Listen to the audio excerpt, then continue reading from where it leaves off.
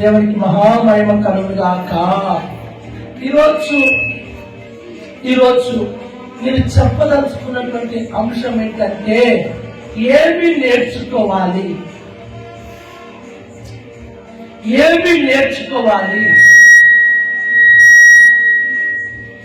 ఎలాంటివి నేర్చుకోవాలి, నేర్చుకోవడం వల్ల మన జీవితాలలో కలిగే ప్రయోజనాలు ఏంటి, మేలులేంటి.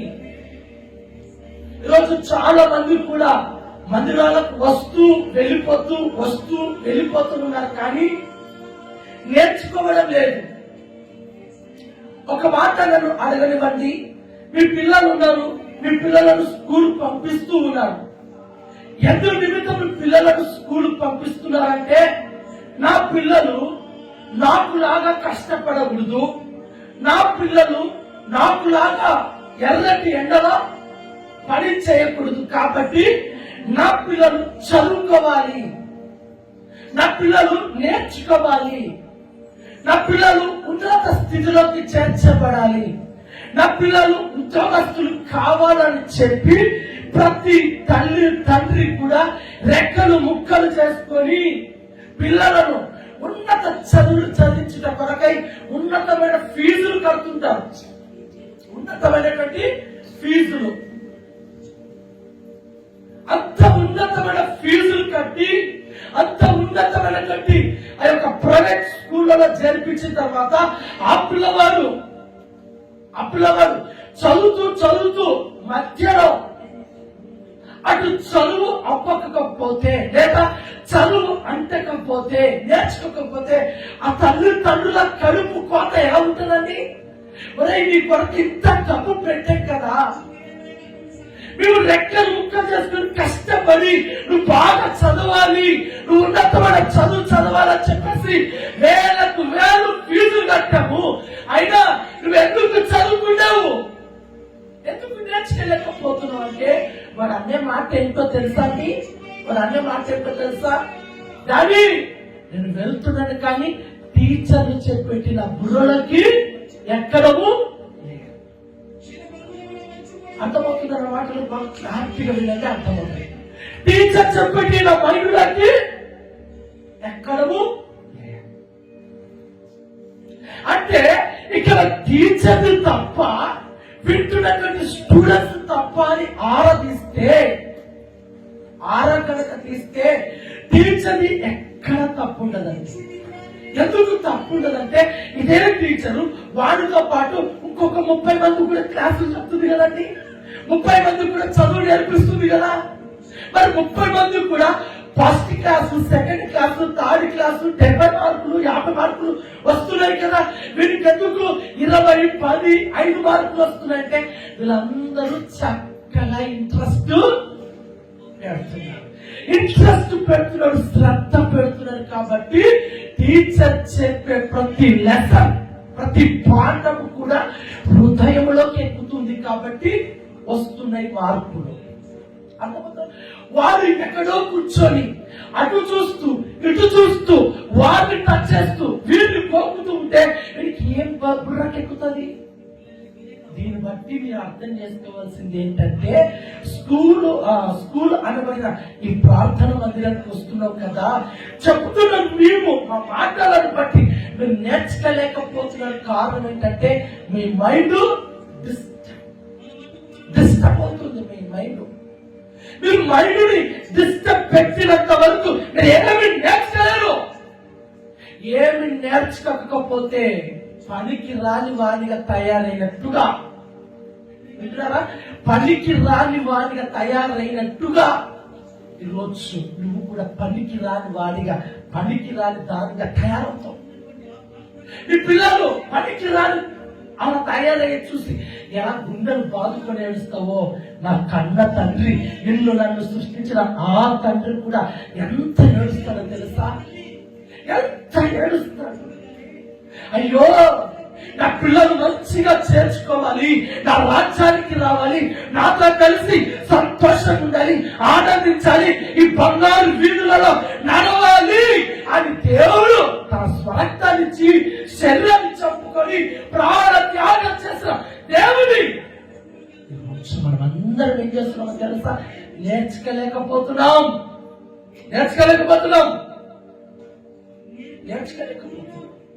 ఇక్కడి నుంచి, ఈ రోజు నుంచి ప్రతి పాఠము, ప్రతి వాక్యము ద్వారా ఏదో ఒక విషయం నేర్చుకొని బయట అడుగు పెడుతుగాక.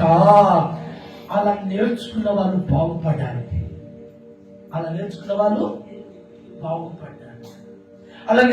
వాళ్ళు ఉన్నత స్థితిలోకి చేర్చబడ్డారు. అలా నేర్చుకున్న వారు ఉన్నతమైనటువంటి మార్గాలలో ప్రయాణము చేస్తారు. నేర్చుకోలేనటువంటి వారు మన కళ్ళెదుగా ఒక ఆత్మీయుడిగా, ఒక ఆత్మీయురాలుగా నువ్వు ఆత్మ సంబంధమైనటువంటి వాక్యము ద్వారా నువ్వు నేర్చుకోగలిగితే నీ ఆత్మ బాగా వినండి, మీ ఆత్మ ప్రభు సన్నిధిలోకి చేర్చుకుంటాడు. మీరు కనుక విన్నట్టుగా విని ఇక్కడ నుండి వెళ్ళిపోయి ఏమి నేర్చుకోకుండా ఉంటే అదే ఆత్మ నరకంలో పారేసి ఏడుస్తూ ఉంటాడు. మరి నేర్చుకోవాలి. ఏం నేర్చుకోవాలో ఓ 3 విషయాలు చెప్తాను. సమయం ఉంటే ఓ 3 విషయాలు చెప్తాను. అందులో మొదటి పాయింట్ ఏంటంటే దేవునికి భయపడడం నేర్చుకోవాలి. ఇట్లా నా మాటలు, దేవునికి భయపడడం నేర్చుకోవాలి. రెండో పాయింట్ ఏంటంటే మంచి పనులు చేయడానికి నేర్చుకోవాలి. అర్థమవుతుందా? మంచి పనులు శ్రద్ధగా, మంచి పనులు కష్టమైన, మంచి పనులు చేత కాకపోయినా చేయడానికి నేర్చుకోవాలి. 3 సంతృప్తి కలిగి ఉండడానికి నేర్చుకోవాలి. ఏం కలిగి ఉండడానికి నేర్చుకోవాలి? సంతృప్తి. నాకు అది లేదు, నాకు ఇది లేదు, నాకు అది తక్కువ చేస్తావు, ఇది తక్కువ చేస్తావు, నేను మా పుట్టింటికి పోతాను చెప్పేసి పుట్టిల్లు గిట్టిల్లు అన్నామంటే ఏమవుతుందండి? అర్థమవుతుందా? సంతృప్తి కలిగి ఉండడం నేర్చుకోవాలి. మొదటిది దేవునికి భయపడడం నేర్చుకోవాలి. 2 భక్తి శ్రద్ధలతో మంచి పనులు చేయుట నేర్చుకోవాలి. 3 సంతృప్తి కలిగి ఉండడము నేర్చుకోవాలి. ఈ 3 కనుక ఈ రోజు ఇక్కడి నేర్చుకోగలిగితే నిజంగా చెప్తున్నానండి, ఆ రాజ్యంలో శ్రేష్టమైన స్థానాన్ని సంపాదించుకుంటాం. ఇక్కడ ఈ భూలోకంలో నీవు శ్రేష్టమైన స్థానాన్ని సంపాదించుకుందుగాక. 3 విషయాలలో నేను చెప్తాను, మీరు చాలా శ్రద్ధగా చూడండి. మత్తయి సువార్తమానము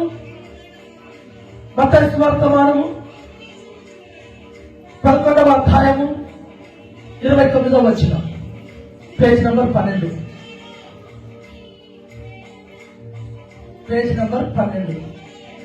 చదవండి. మైక్ తీసుకొచ్చాను, చదివేద్దాం. ఎవరు? ఎందుకంటే పక్కన సౌండ్ వస్తుంది కాబట్టి లైవ్ లో వినపడడం కొంచెం కష్టం. హల్లెలూయా. 11:29. సాయం చేసే వాళ్ళు ఒక్కరు లేరా? అనాథగా నన్ను వదిలిపెట్టేశారా? హల్లెలూయా. అనాథగా వదిలిపెట్టేశారా? కాలే. చదువుతాను, మీరని వినండి. నేను సాత్వికుడను, దీన మనసు గలవాడను గనుక మీ మీద నా కాలి ఎత్తుకొని నా యొద్ద నేర్చుకొనుడి, అప్పుడు మీ ప్రాణములకు విశ్రాంతి దొరుకును. హల్లెలూయా. ఆయన కాలి ఎత్తుకొని, వింటున్నారా? ఆయన కాలి, ఆయన యొక్క నేర్చుకున్న వారికి సులువుగా ఉంటుందంట. ఆయన యొక్క నేర్చుకున్న వారికి భారం అనిపించదు. ఆయన యొక్క నేర్చుకున్న వారికి కష్టం అనిపించదు. ఈరోజు ఆయన కాలి మోస్తున్నావు, ఆయనను నమ్ముకున్నావు, ఆయనను వెంబడిస్తున్నావు, ఆయన మార్గంలో నడుస్తున్నావు, ఆయన మార్గంలో అన్ని చేస్తూ వస్తూ పోతూ ఉన్నావు, కానీ నేర్చుకోవడం లేదు.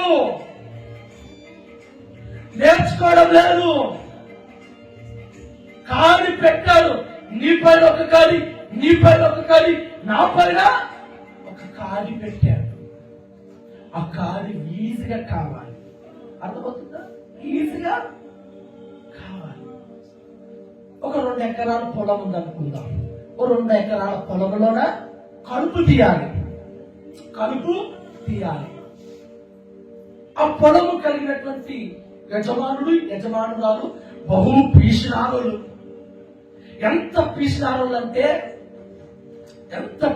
అంటే బ్యాల్ అయిపోతుందని చెప్పేసి అన్ని బ్యాలేసుకొని దాంట్లో కారము, దాంట్లో ఉప్పు, దాంట్లో వేసుకొని కలుపుకొని తినే రకం. ఇంత పీషారి కలిగినటువంటి ఈ యజమానుడు, ఈ యజమానురాలు పంట పొలంలో కలుపు మొక్కలు తీయడానికి వాళ్ళు కూలీలు ఇవ్వడానికి ఒప్పుకుంటారా? సస్యమేనా? ఒప్పుకోరు. మరి ఏం చేస్తారంటే వీళ్ళే దాంట్లోకి వెళ్ళి తీస్తూ ఉన్నారు. బాగా వినండి, తీస్తూ ఉన్నారు. ఇద్దరు 2 ఎకరాలు పొలంలోన వీళ్ళు ఆ కలుపు మొక్క ఉదయం నుంచి సాయంత్రం వరకు తీస్తూ ఉన్నారు. ఎంత తీయగలుగుతారు? ఎంత తీయగలుగుతారు? ఆ 2 ఎకరాల కలుపు మొక్క తీయడానికి దాదాపుగా ఓ 10 రోజులు పడుతుందండి. 10 రోజులు పడుతుంది. 10 రోజుల కల్లా అయిపోయేపాటికి మొదలు పెట్టిన ఫస్ట్ రోజు పెరికి వేసినది మరలా పెరగకుండా ఉంటుందా? మరలా అంత 10 రోజులు సమయం పడుతుంది. పెద్ద పీసినారోడు. ఒకరికి డబ్బు పోకూడదు, ఏమి పోకూడదు, వాళ్ళ డబ్బే మనకి కావాలి. ఆ 10 రోజులు ఇంత కష్టపడుతున్నాడు. అమ్మయ్య మొత్తం పెరికేసుకున్నామని వచ్చి చూస్తే మొదట్లో ప్రారంభించే పెరికి వేయబడిన చోట మరలా ఏం చేసిందండి? 10 మందిని పిలుచుకొని పోతే పోని కూలీలు అని చెప్పేసి 10 మంది చేత ఆ కలుపు మొక్కలు పెరికి వేసేసుకుంటే మరలా పెరగడానికి అవకాశం ఉంటుందా? అర్థమవుతుందా? అంటే నేనేమంటే ఈ కాదు అనేది ఆయన దగ్గరకు వస్తే ఆయన నీకు పరుగా పెట్టడు, భారంగా పెట్టడు, ఏడ్చదానిగా పెట్టడు, గుడిగా దానిగా పెట్టడు. ఎలా పెడతాడంటే సులువుగా పెట్టేస్తాడు. మీకు అర్థమే భాష చెప్తాను. పినిస్ ఉందంటే మీ దగ్గర పినిస్ ఎంత సులువుగా ఎత్తేస్తారు. పినిస్ని ఎంత సులువుగా ఎత్తేస్తారు. పినిస్ ప్లేస్ లోన అంతలా రాడు పెడతాం అనుకోండి. ఇప్పుడు లేపగలుగుతారా? కండలు వచ్చినోడైతే జిమ్కి వెళ్ళినోడైతే ఈజీగా లేపగలరు. వారికి మించిన బరువు పెట్టే అలా మించిన బరువు మొయ్యగలిగిన నాదుడు లేదా ఆ గొప్పవాడు ఎవరున్నాడంటే యేసుక్రీస్తు తప్ప మరెవ్వరు కూడా నీ కాడిని, నీ కష్టాన్ని, నీ దుఃఖాన్ని, నీ శ్రమలు, నీ కన్నిటి దుఃఖం అన్నిటిని సులువుగా చేసి పాడేయలేడు. ఆయన సులువుగా చేయాలంటే ఆయన కాడిని మోస్తున్న నీవు ఆయన యొద్దకు రావాలి. ఆయన యొద్దకు రావాలి. ఎక్కడొస్తున్నామండి? ఎక్కడొస్తున్నాం? వచ్చావు ఇక్కడికి, మంచిదే. ప్రార్థిస్తున్నావు, మరి మంచిదే. కానుకలు సమర్పిస్తున్నావు, ఇంకా మంచిదే. దశమభాగాలు ఇస్తున్నావు, ఇంకా మంచిదే. కానీ ఆయన యొద్ద ఏం నేర్చుకుంటున్నావు? అర్థమవుతుందా? ఆయన కాడిని మోస్తూ ఆయన యొద్దకు వచ్చి నేర్చుకోవాలి. అప్పుడే దేవుడు నీకు విశ్రాంతిని కలగ చేస్తాడు. విశ్రాంతి అనే మాటకు ఎప్పుడు వస్తుంది తెలుసా అండి? ఎప్పుడు వస్తుంది? చచ్చిపోయే తరకు వస్తుంది విశ్రాంతి అనే పదం. వాళ్ళకే కదా విశ్రాంతిలోకి శాంతి కాదు నేను చెప్పేది. ఎవరు? విశ్రాంతి. చల్లిపోయిన తర్వాత మీ ప్రాణములకు విశ్రాంతి దొరుకునుగాక. కాడి మోస్తుందండి దేవుని యొద్దకు చేరి ఆయన యొద్ద నేర్చుకోవాలి. వాటిలో మొదటిది ఏంటంటే దేవునికి భయపడడం నేర్చుకోవాలి. తీయండి ద్వితోపదేశ కాండము 4వ అధ్యాయము 10వ వచనం, పేజ్ నెంబర్ 148. 148 page number. చదువుతారా? హల్లెలూయా, దేవునికి మహిమ కలుగును గాక. ద్వితీయోపదేశ కాండము 4వ అధ్యాయము 10వ వచనం, పేజీ నంబర్ 148. చదువుతాను, వినండి. నీవు హోరేపులో నీ దేవుడైన యెహోవా సన్నిధిని నిలిచి ఉండగా యెహోవా నా యొద్దకును ప్రజలను కూర్చుము, వారు ఆ దేశం మీద బ్రతుకు దినములన్నీ నాకు భయపడ నేర్చుకొని తమ పిల్లలకు నేర్పునట్లు వారికి నా మాటలను వినిపించదనని ఆయన నాతో చెప్పిన దినముల గురించి వారికి తెలుపుచున్నాను. హల్లెలూయా, హల్లెలూయా. ఇక్కడ ఒక గుంపు కనపడుతుందండి. ఈ గుంపు పేరు ఏ పేరంటే దేవునికి భయపడని గుంపు. ఒక గుంపు కనపడుతుంది. ఈ గుంపు పేరు నీ పెట్టుకున్న పేరు ఏంటంటే దేవునికి భయపడరు. ఎన్ని శ్రమలు పెట్టినా భయపడరు, ఎంత శాపం పెట్టినా భయపడరు, ఎంత నలగొట్టినా భయపడరు. భయం అనేది వీళ్ళకి లేదు.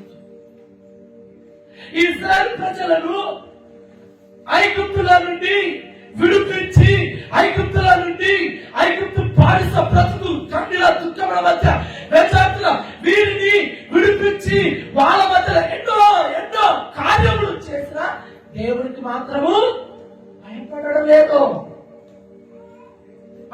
లేదు. పైగా దేవుడికే ఎదురు మాట్లాడుతున్నారు, సేవకుడికి ఎదురు మాట్లాడుతున్నారు. వీళ్ళు అనేక సార్లు దేవునికి ఎదురు మాట్లాడుతూ అది చేస్తూ ఇది చేస్తూ భయపడక చిట్ట చివరికి పాలు తేనెలు ప్రవహించే దేశానికి సమీపముగా ఉన్నారండి. సమీపముగా ఇప్పుడు ఆ దేశంలో అడుగు పెట్టాలంటే, బాగా వినండి, ఆ దేశంలో అడుగు పెట్టాలంటే వీళ్ళు ఇప్పటి నుంచన్నా భయపడడం నేర్చుకోవాలి. ఇప్పటి నుంచన్నా అంటే అంతవరకు భయం లేదు. మరి ఆ పాలు తేనెలు ప్రవహించే ఆ దేశంలో నువ్వు రావాలి, నువ్వు చేర్చబడాలి, మంచి ఆహారం, మంచి పంటలు నువ్వు చేయాలంటే దేవుడికి భయపడాలి కదండి. దేవుడికి భయపడాలి కదా. ఎవరికి భయపడుతున్నాం మనం? ఎవరికి భయపడుతున్నాం? చెప్తున్నా తల్లిదండ్రులకు భయపడతలేదు, తల్లిదండ్రులకు భయపడడం లేదు. అధికారులకు భయపడుతున్నామా? అధికారులకు భయపడలేదు. స్నేహితులకు భయపడుతున్నామా? ఎవరికి భయపడడం కూడా నా అంతటోడే లేడు, నేనే గొప్ప హీరో అని వాడేదో పట్టుకొని పోతున్నాను. కానీ ఒక్కరికి మాత్రం మనం భయపడతారండి ప్రజలు. ఒక్కరికి మాత్రం వాళ్ళ భయపడతారు. ఎవరో తెలుసా వాళ్ళు? ఎవరండి? ఎవరు ఉన్నారా? ప్రాణంతో లేని వాళ్ళు. హల్లెలూయా. ఊపిరి కలిగిన వారందరూ హల్లెలూయా. ఆకలి అవుతుందన్న వాళ్ళు హల్లెలూయా. ఆకలి అవుతుందా? దేవుడు స్తోత్రం కలుగును గాక. వింటున్నారా? ఒక్కరికి భయపడతారు. వారి పేరే సాతానుడు, వారి పేరే దుష్టుడు. బహుశా ఇంత హ్యాపీగా కూర్చొని ఇంత చక్కగా నవ్వుతున్నాం అనుకుందాం. ఇంత చక్కగా నవ్వుతూ వింటూ ఉన్నారు ఆశ్చర్యకరంగా. ఇప్పుడే ఈ మందిరంలోన దేవుడి పనులు నా వెనక సాతాను ప్రత్యక్షమైతే అయినా ధైర్యవంతుడే చెప్తాను విన్నది ఆయన. ఎందుకంటే అన్న ఉండాలి అని. మీ ఇంట్లో ప్రత్యక్షమైతే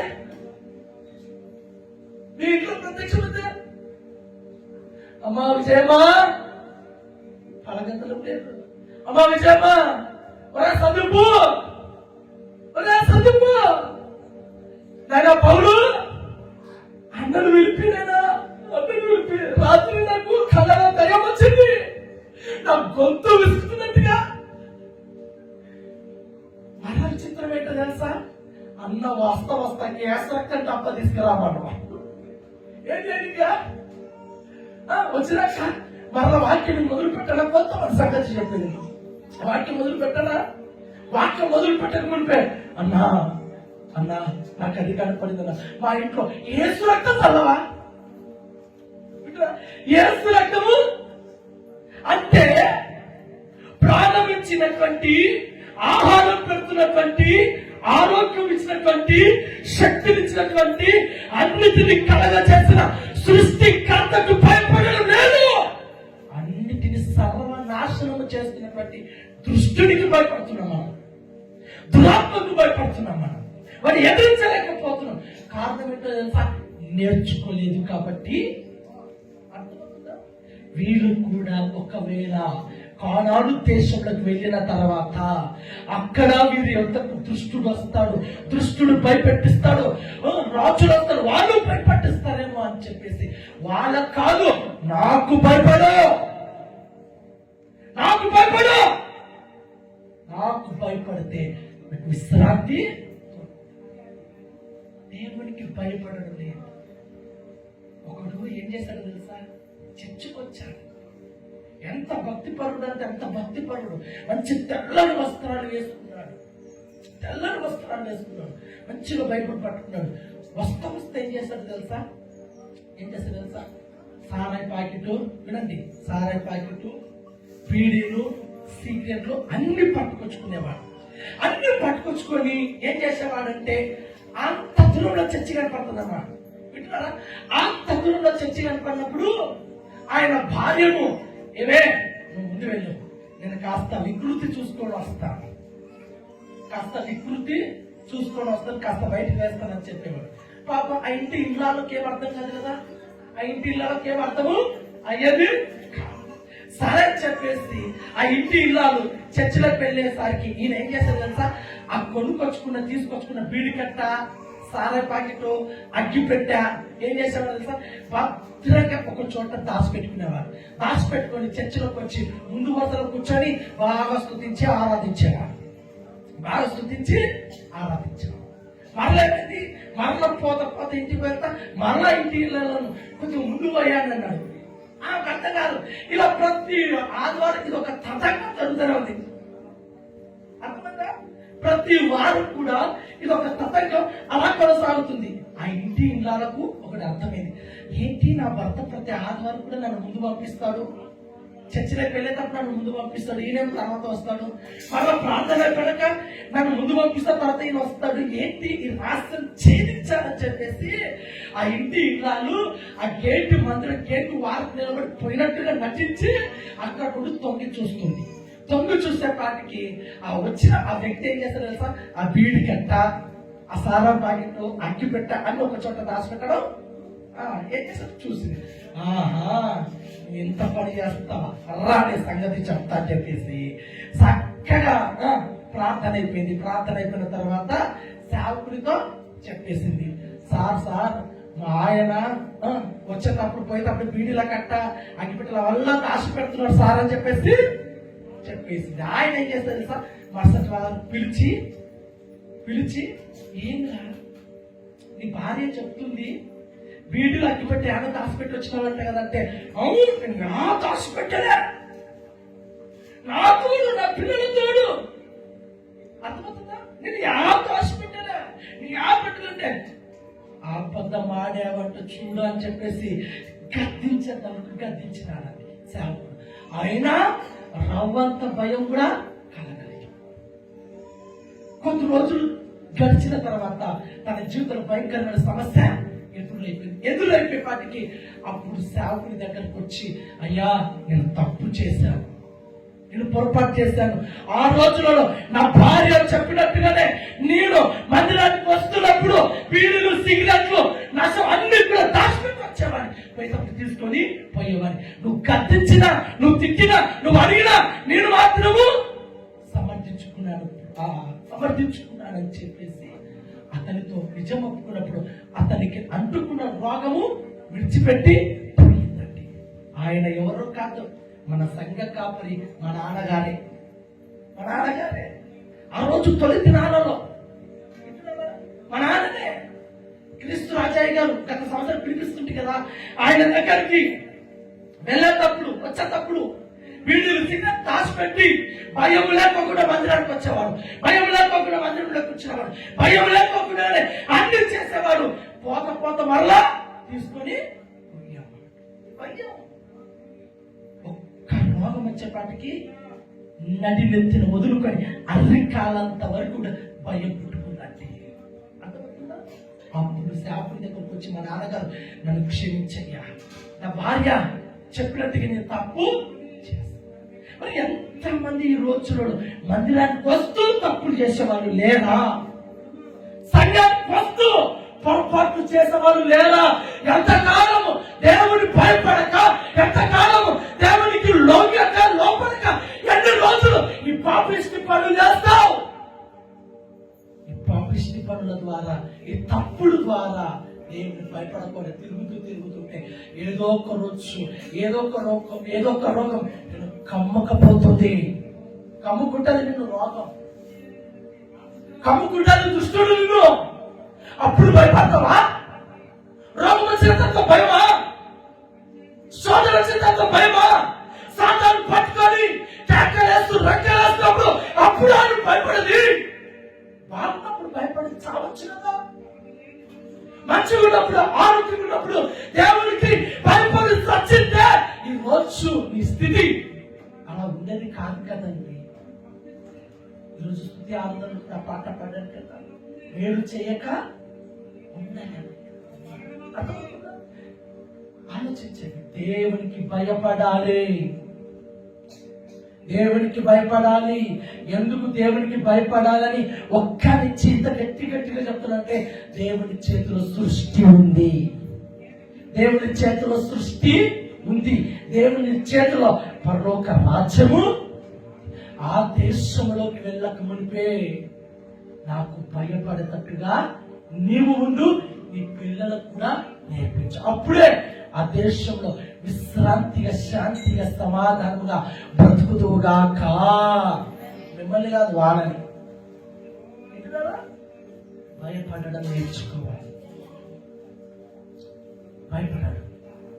భయపడకపోతే వెనకటి ఒక పాట ఉంది. ఏం పాట తెలుసా?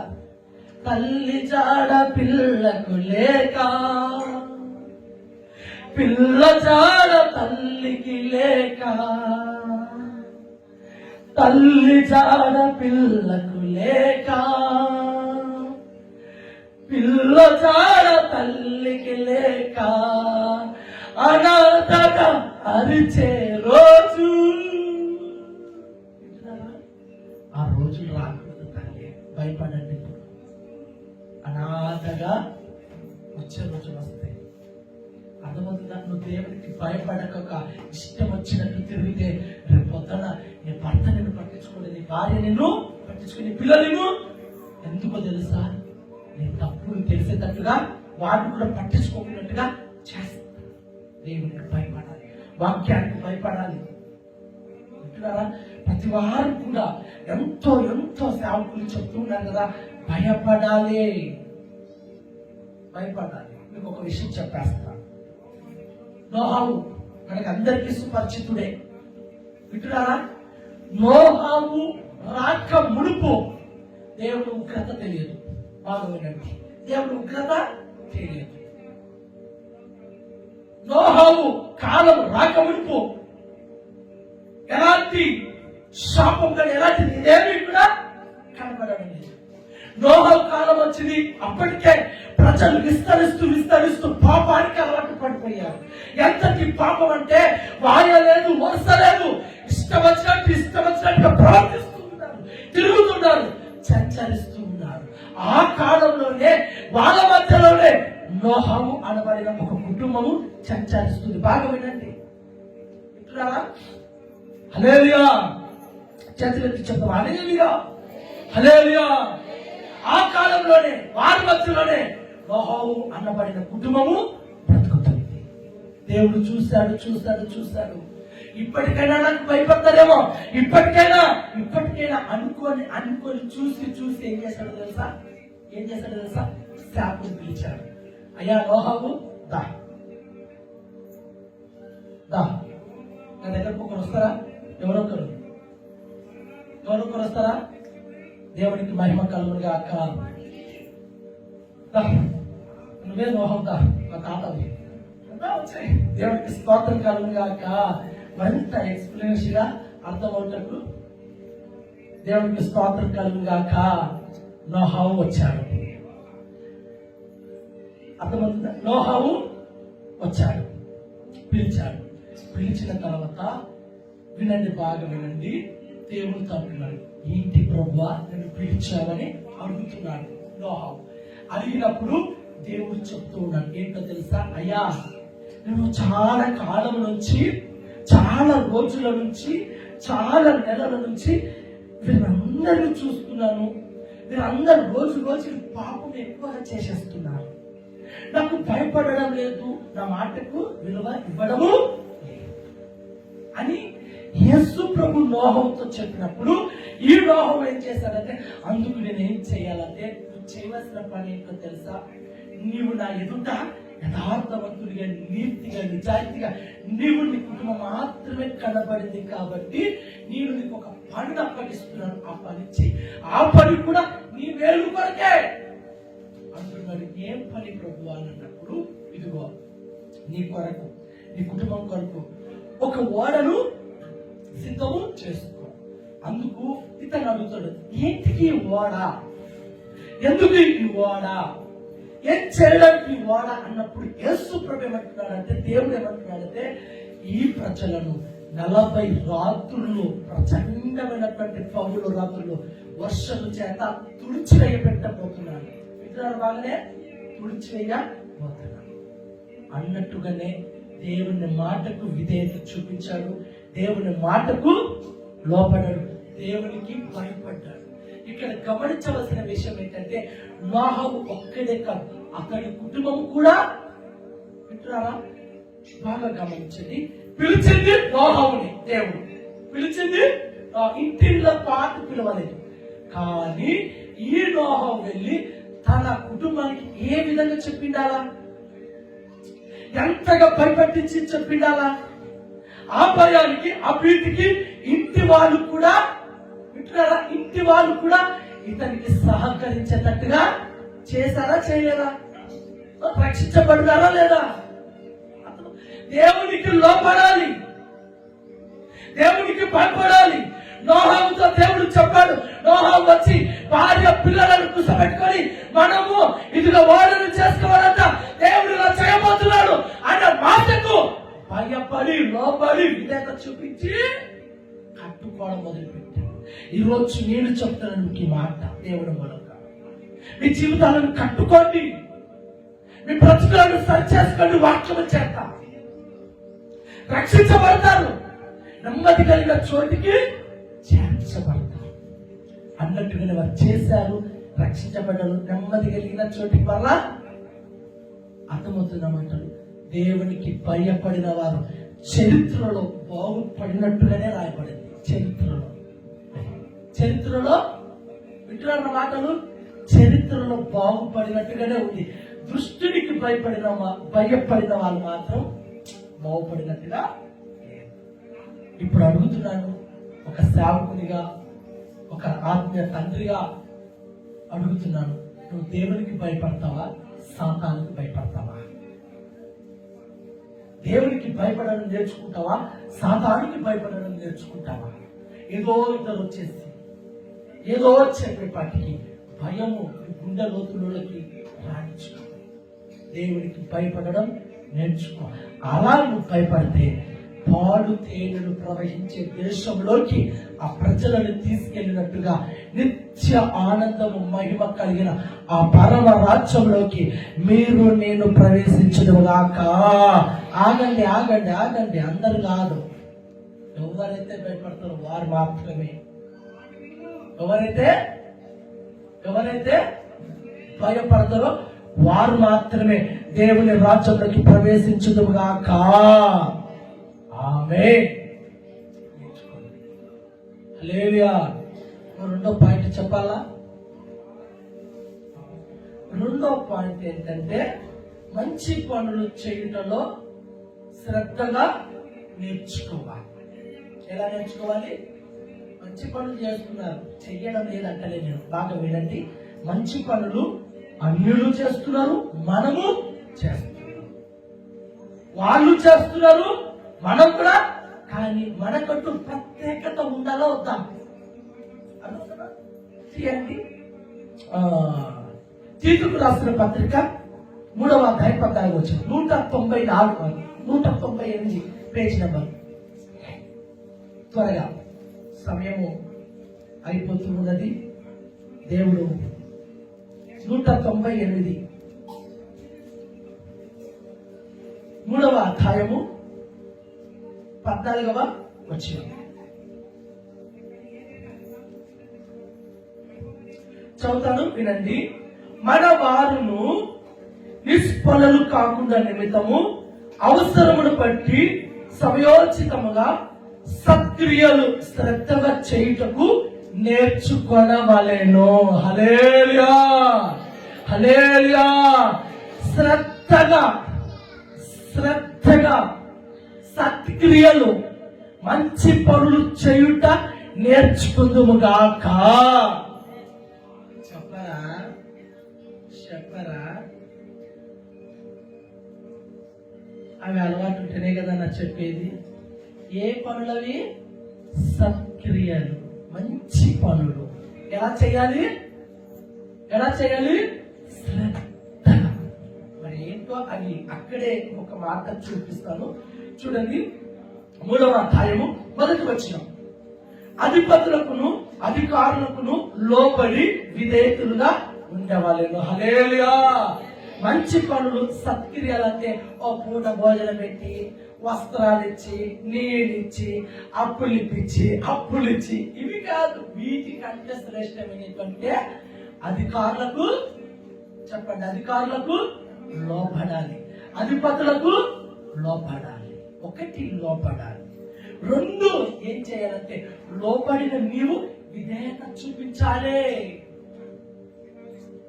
అర్థమవుతుందా? 1 లోబడాలి, 2 విధేయత చూపించాలి. ఇంకా అక్కడ చూడండి, ప్రతి సత్కార్యం చేయటకు సిద్ధపడి ఉండవాలను, మనుషులందరి ఎదుట సంపూర్ణమైన సాత్వికమును కనపరచుచు. అర్థమవుతుందా? 1 విధేయత చూపించాలి, 2 లోబడి ఉండాలి, 3 మనుషులకు సత్కార్యం చేయటకు సంపూర్ణముగా ఏం చేయాలి? సాత్విక మంచి మనసు కలిగి ఉండాలి. 3 4 ఏం చేయాలంటే ఎవరిని దూషింపక. 4 ఎవరిని దూషించకూడదు. మనకు వచ్చేటిగా దూషించకపోతే 4 ఆడదు, కడపేమో ఒప్పుకోదు, దూషించాలి. అర్థమవుతుందా? 4 ఏంటిది? జగడములు. అబ్బా కొట్లాట లేదు, మేము మాత్రం కొందరు ఉంటారు ఎక్కడో కొట్లాట జరుగుతుందంటే ఇక్కడ నుండి వెళ్ళిపోతుంటారు. జగడము. అర్థమవుతుందా? జగడం ఆడని వారిను శాంతులై ఉండవలెను. అది మంచి పనులు. ఇలా అన్నం పెడితే మంచి పని, వస్త్రం ఇస్తే మంచి పని, అప్పులు ఇప్పిస్తే మంచి పని, అప్పులు ఇస్తే మంచి పని, లేదంటే కాసేపు ఇంట్లో చేర్చుకోవడం మంచి పని కాదు. ఇవి కూడా మంచి పనులే కాదు. వీటికంటే మరింత మంచి పనులు ఏవైనా ఉన్నాయంటే అధిపతులకు లోపడాలి, అధికారులకు లోపడాలి, విధేయత చూపించాలి, సత్కార్యం సంపూర్ణంగా చెయ్యాలి. సగం చేసి మొదలు పెట్టకూడదు, దూషించకూడదు, ఒకరిని తిట్టుకోకూడదు, కుట్టుకోకూడదు. అర్థమవుతుందా? దూషించకూడదు, గొడవలు పెట్టుకోకూడదు. ఒకవేళ వాళ్ళ మీద నిందలేసి అవమానాలేసి గొడవ పెట్టుకోవడానికి నీ ఇంటి ముందుకు వచ్చి నువ్వేం చేయాలి? భక్తిగా మోకరించి ప్రార్థన. అవి కదా అండి మంచి పనులు, అవి కదా మన జీవితాలు నిలబెట్టేటివి, అవి కదా. అర్థమవుతున్న మాటలు తొందర చెప్పేసి ముగించేస్తున్నాడు. నువ్వు జగడం లాక్కుంటేనుకో నువ్వేం నేర్చుకునేవారు? ఇంత మందిరానికి వస్తావు. అర్థమవుతుందా? ఒక తల్లి ఏం చేసిందంటే మన మందిరానికి వచ్చేది అప్పట్లో ఎంతో బాగా ఉండేది. ఆ తల్లి ఇంటికాడ పోయిన తర్వాత రోజు కూడా వెళ్ళానంట. నేను ఆ పక్కింటికి ప్రార్థనకి వెళ్ళాను. ఆమె చెప్తుంది, అన్నా ఈమెకు నువ్వేం నేర్పిస్తున్నావు అన్నా నన్ను అడుగుతుంది గట్టిగా. పక్కింటికి ప్రార్థనకి వెళ్తే, అన్నా ఈమెకు నువ్వేం నేర్పిస్తున్నావు? కొట్టాడమని నేర్పిస్తున్నావా? గొడవ పెట్టుకోవడం నేర్పిస్తున్నావా? దూషించమని నేర్పిస్తున్నావా అని చెప్పేసి ప్రశ్న వేస్తుంది. ఈ యొక్క మధ్యాహ్నంలో నిన్ను కూడా అలా ప్రశ్న వేసే వాళ్ళు వస్తారు. అందుకే గొడవలు పెట్టుకోకూడదు, దూషించకూడదు, తిట్టకూడదు, గుడకూడదు. దేవుడే చూసుకుంటాడు. దేవుడే న్యాయం తీర్చుట నీ పని నా పని. న్యాయం తీర్చేవాడు ఒకడు ఉన్నాడు, ఆయన చేతి కొట్లాట పెట్టుకోవద్దు, గొడవ పడద్దు, ఇంకా ఎవరిని దూషించదు, శపించదు. అవి కదండి మంచి పనులు, అవి మంచి పనులు. అవి చెయ్యండి. నిశ్చయంగా మీ పేరు ప్రఖ్యాతి దేశ నలుమూలల ప్రాఖ్యాతగా ప్రభు చెయ్యడు గాక. హల్లెలూయా. మూడో విషయం నేను చెప్పేస్తాను. మూడో విషయం ఏంటంటే సంతృప్తి కలిగి ఉండాలి.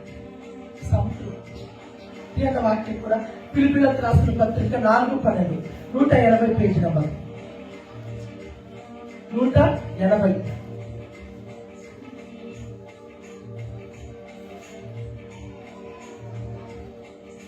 11వ వచనం చదువుతాం. త్వరగా తీయండి. పేజ్ నంబర్ కూడా చెప్తున్నాను. 180 పేజ్ నంబర్, 180 పేజ్ నంబర్, 4వ అధ్యాయం 11వ వచనం. నాకు కొదవ కలిగినందున నేను ఎలాగూ చెప్పుటలేదు, నేను ఏ స్థితిలో ఉన్నానో ఆ స్థితిలో సంతృప్తి కలిగి నేర్చుకొని ఉన్నాను. హల్లెలూయా. దేవునికి మహిమ కలుగును గాక. సంతృప్తి లేని వాళ్ళు హల్లెలూయా. సంతృప్తి అంటే ఏంటో తెలుసా? తక్కువయింది అని చెప్పుకోకుండా ఉన్న దానితో సర్దుకొని పోవడం. ఈరోజు ప్రతి కుటుంబంలో అది లేదు. ప్రతి కుటుంబంలో సర్దుకొని పోవడం అనేది లేదు. పైగా ఈ క్రిస్మస్ పండుగ వస్తుంది కదా, ఇప్పుడు పోటీలు ఉంటాయి. ఇంకా పోటీలు, యా పోటీలు ఇవి? యా పోటీలు? చీరల పోటీలు. పట్టు చీర పట్టుకుంటే పట్టు చీర, కొట్టే కొట్టు చీర. వచ్చిన దాంతో సంతృప్తి కలిగి ఉండాలి. నీ దగ్గర ఉన్న డబ్బుతో, నీ దగ్గర ఉన్నటువంటి ధనముతో తగిన వస్తువు కొనుక్కొని వాటితో సంతృప్తి ఉండడం నేర్చుకోవాలి. అలా సంతృప్తి లేక ఆశలు పడి కోలారించి అప్పులు చేసి కొనుక్కున్న ప్రతి ఒక్కరు నాశనం అయిపోయారు. ఈరోజు నువ్వు నాశనం కాకూడదు. అర్థమవుతుందా? ఈరోజు నువ్వు బాగుపడాలంటే ఉన్న వాటితో ఏం కలిగి ఉండడం నేర్చుకోవాలండి. ఏం కలిగి ఉండడం నేర్చుకోవాలి? సంతృప్తి కలిగి. రోజు నీ కాడ లేదేమో, పక్కన వాళ్ళ దగ్గర ఉందేమో, పక్కన వాళ్ళ దగ్గర ఉందేమో, నీ దగ్గర లేదేమో, నీకు పెట్టలేకపోవచ్చు, ఇవ్వలేకపోవచ్చు. ఏం చేయాలి? ప్రభువా, నాకన్నా ఇది దొరికింది దేవా. రోడ్డు మీద ఉన్న కత్తి కూడా దొరకడం లేదు. అర్థమవుతుందా? నాకన్నా ఈ మంచి వస్త్రాలు దొరికాయి ప్రభు, 500 విలువ కలిగిన బట్టలు దొరికాయి. రోడ్డు మీద దొరకక 100 రూపాయలు 50 రూపాయలు బట్టలు తెచ్చుకున్న వాళ్ళు ఆ లిస్టులో నేను కూడా ఉన్నాను. నేనే గొప్పగా చెప్పడం లేదు. ఉన్న వాటితో ఏం చేయాలండి? సంతృప్తి కలిగి ఉండడం నేర్చుకోవాలి. అర్థమైందా? అంతస్తులకు ఎక్కి విలువలకు పోయి పొగడతలకు పోయినామనుకో మన కాలు ఎరుగుతాయి, చేతులు కూడా ఎరుగుతాయి. సంతృప్తి కలిగి ఉండడం నేర్చుకోవాలి. హల్లెలూయా. ఏంటో మరి ఇంత సీరియస్ అయిపోయారు. ఏంటో బహుశా మరి ఏదైనా తక్కువ రాకూడదు, కానీ చీర, గాజు, నగలు, అవసరం అయితే నడుముకు వడ్డానం, వీటి వరకు ఆడబడే కమ్మలు. పాప మా మగవాళ్ళు చూడండి, ఏదో పంచంటాలు ఏదో అయిపోతే ఇల్లు కలుస్తే హల్లెలూయా. సంతృప్తి కలిగి ఉండడం నేర్చుకున్నాను. అది నేర్చుకున్నప్పుడు నువ్వు బాగుపడతావు. నిజంగా చెప్తున్నాను. మంటలేసింది సాతానికి. హల్లెలూయా, హల్లెలూయా. సంతృప్తి కలిగి ఉండడం నేర్చుకుంటే అందులో ఉన్నటువంటి సుఖ సంతోషం కంటే, సమాధానం కంటే మరొకటి లేదు, ఉండదు కూడా. సంతృప్తి ఉన్న దానితోనే సర్దుకుపోవడం నేర్చుకుందుముగాక. హల్లెలూయా. చేతులెత్తి చెప్తాము హల్లెలూయా. మొదటగా ఏం నేర్చుకోవాలండి? ఏం నేర్చుకోవాలా? పారిపోవడం నేర్చుకోవాలా? పారిపోవడం ఏం నేర్చుకోవాలా? దేవునికి భయపడడం నేర్చుకోవాలి. రెండోది ఎవరికి ఏం నేర్చుకోవాలా? మంచి పనులు శ్రద్ధ కలిగి చేయుటలో వాటిలోన అధిపతులకు అధికారులకు లోపడడం అదొక మంచి పనే కాదా? అర్థమవుతుందా? సత్క్రియ సాత్వికంతో చేయడం అదొక మంచి పనే కాదా? దూషించకుండా నీ నోటిని ఏం చేయాలా? ఏం చేయాలా? ఇంటికి పోతానే కుట్టేసుకోవాలా. అంతవరకు నీ నోటిని అట్నే ఫ్రీగా పెట్టేస్తాడా? పోయేటప్పుడు ఇంకా స్టార్ట్ యుద్ధం. అప్పుడు ఏదో పాట పాడారు ఒక దైవజనుడు, యుద్ధము యెహోవాదే. ఇప్పుడు ఆ పాట రాదు. యుద్ధము ఏది తక్కువైనా. అర్థమవుతుందా? దూషించొద్దు, జగడమాడవద్దు, గొడవలు పెట్టుకోవద్దు, శాంతమూర్తిగా కలిగి ఉండడం నేర్చుకో. మూడవది సంతృప్తి కలిగి, అర్థమవుతుందా? సంతృప్తి కలిగి ఉండడం నేర్చుకుందుముగాక. ఉండడం నేర్చుకుందాం కాక. ఈ రోజు నుంచి దృష్టునికి భయపడక మనల్ని సృష్టించినటువంటి సృష్టి తన చేతుల్లో ఉన్నటువంటి సృష్టికర్తమైన దేవునికి భయపడదుముగాక. మంచి పనులు శ్రద్ధతో చేయుటకు మనము భయపడదుముగాక, నేర్చుకుందుముగాక. సంతృప్తి కలిగి ఉన్న వాటితో సర్దుకుపోయే ఆ యొక్క మంచి గుణము మనం నేర్చుకుందుముగాక. మోకరించి ప్రార్థన చేసుకుందాం. దేవుడు ఈ మాటలన్నిటిని మన హృదయంలో భద్రపరచునిగాక. ఇప్పుడు చక్కటి తీర్మానం తీసుకోండి. ప్రభువా, ఇక మీదట నేను భయపడతానయ్యా, నీకు భయపడతాను. ఎవరికి? దేవునికి భయపడతాను. దేవా,